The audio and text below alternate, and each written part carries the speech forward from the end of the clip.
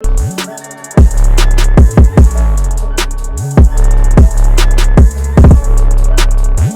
what's up? Coach Bracken here from House of Athletes at Club Fitness here in Decatur. Today's video, I'm going to go over on how to design an off-season program for really any athlete. So when we're talking any athlete, so we're talking volleyball, baseball, whatever, it's the same concept, but we might do things a little different. So we do a 4-day split. We do 2 uppers and 2 lowers, and those 2 uppers we'll do a max effort, so really heavy, really hitting it really hard, and then we'll do a dynamic where we focus on either triphasic training, which is Cal Dietz, is where we do a block of eccentric, isometric, and concentric, and then same thing with the lower body, very light on the light day and very heavy on the heavy day.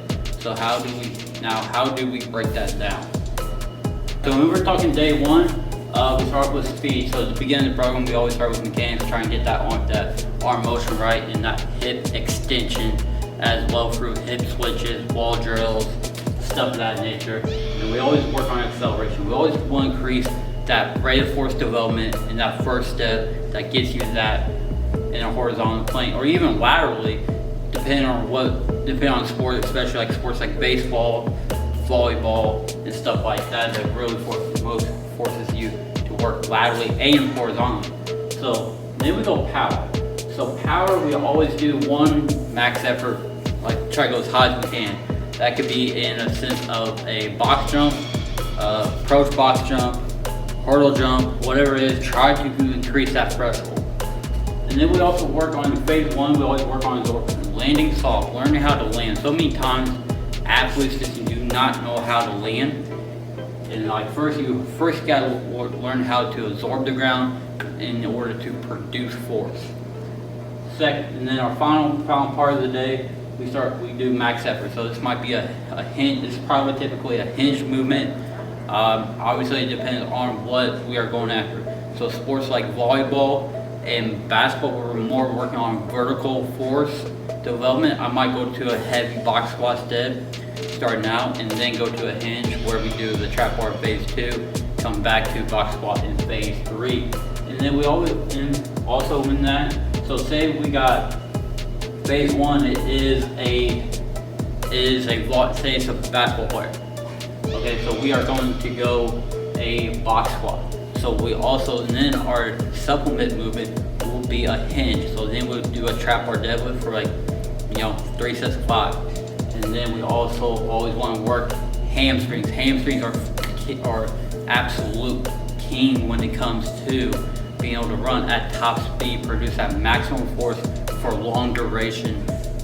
Sports like basketball, sports like football, and baseball. If you get a chance to hit a home run.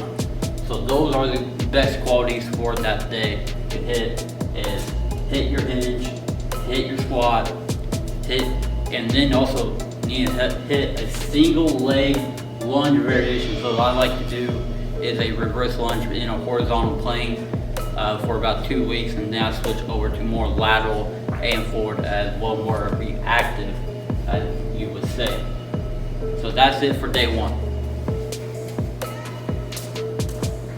2, we're focused on max effort upper body. So this is going to be a form of a horizontal press, like a bench press. I do not like go neutral bar. I do not like going straight bar because it puts you in a bad position, extreme rotation.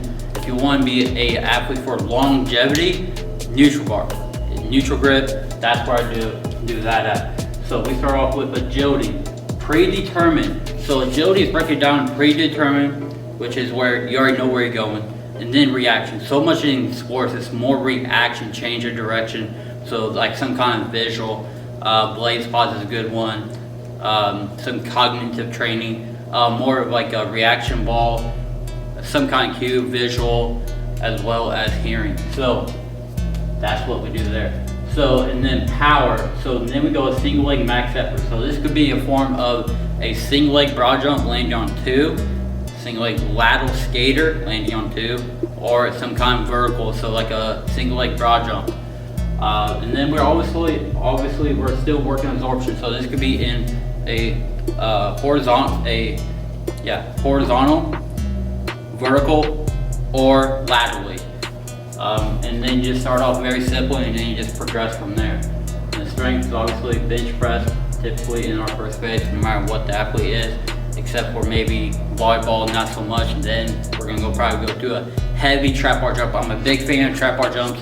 I do not like the Olympic list because I can get the same stimulus from a triple extension from your ankle, knees, and hips through the trap bar jump, and I think it's a lot easier to teach because all you gotta do is tell the athlete, here, jump with the weight. Pretty simple. And then we just go to your tip. Then we go some like horizontal rows, more the retracting of the scapula, which is really good for baseball, volleyball players, and even basketball players. And then we just day 3. So we start off with speed again. So now we're still working mechanics, more hip flexion through wall drill and a sled march, head like somewhat semi-heavy, just work on hip flexion here. Plus I still like working acceleration.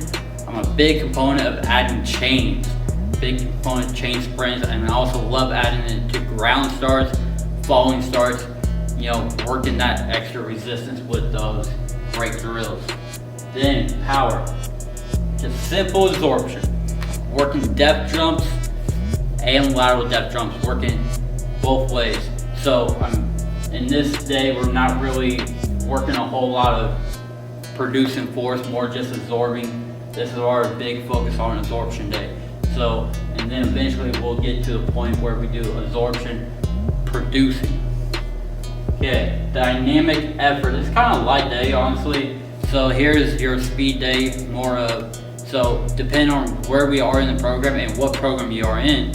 So if you're doing an eccentric block, right here, you are going to be performing a squat. So I love the SSB bar used not because it puts you in a better position than it does the back squat. Really great movement for that. We start off with a 4-second count and then explode back up. I'm not big on getting parallel on this. It's really more just getting right above parallel and getting that hip flexion and extending all the way through the range of motion. I love adding bands because bands is such a great component, because when you're doing regular movements, you have to decelerate to accelerate for a whole range of motion. The bands take that off of you. The bands allow you to accelerate for the whole entire range of motion. So I like doing this with a squat in the first phase, and then go isometric with the trap bar. Concentric is kind of will be probably trap bar. Putting them both together, adding a speed trap bar with, say, like a box jump or a hurdle jump. I like hurdles in the last phase because it simplifies the sport a little bit more. And then also I like to do a single leg as well, triphasic, where I'll do like a split squat, come down low, and that's also going to really help translate to speed, prevent injuries, stuff like that. And also then we go into some kind of sled variation. You can think of a whole bunch of sleds to do. I like really the scapula retraction with reverse pull and a single arm, depending on the sport, baseball, big time, and volleyball. And then we also get into a hinge movement, which is a kettlebell swing, really working that, popping your hips, extend through the motion. I also like adding a band because it overloads that eccentric and allows you, and you have to be explosive, and it also increases your vertical jump as well.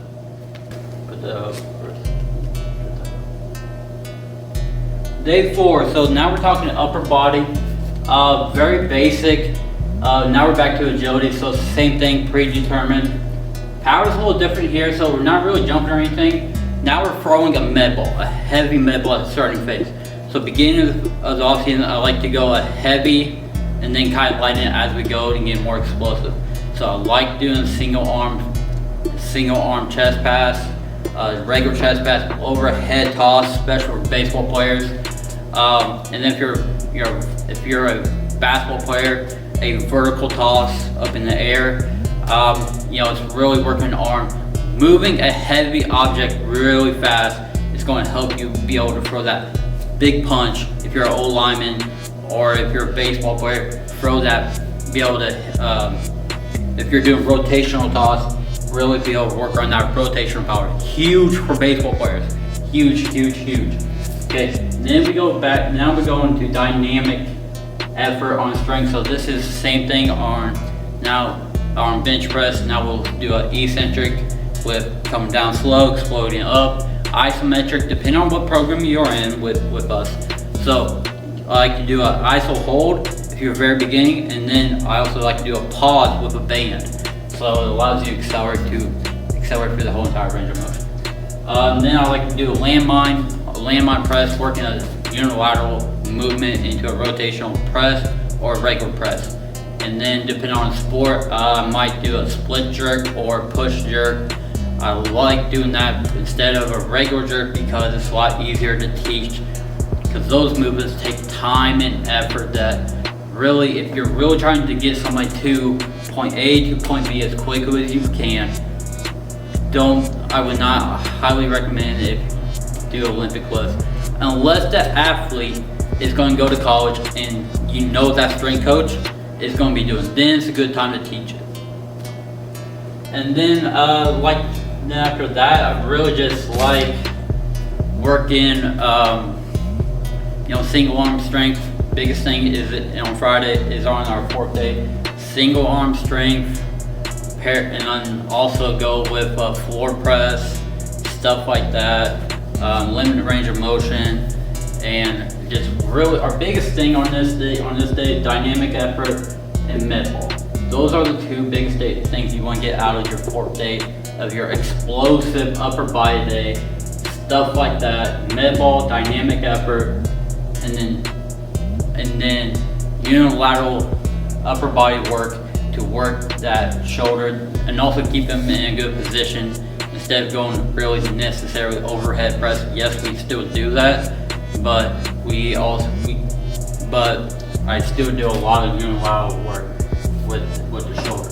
So there you have it. That's basically a layout of how we do stuff around here. A 4-day split, heavy lower, dynamic lower, heavy upper, and dynamic upper. So I hope that you guys got something out of this.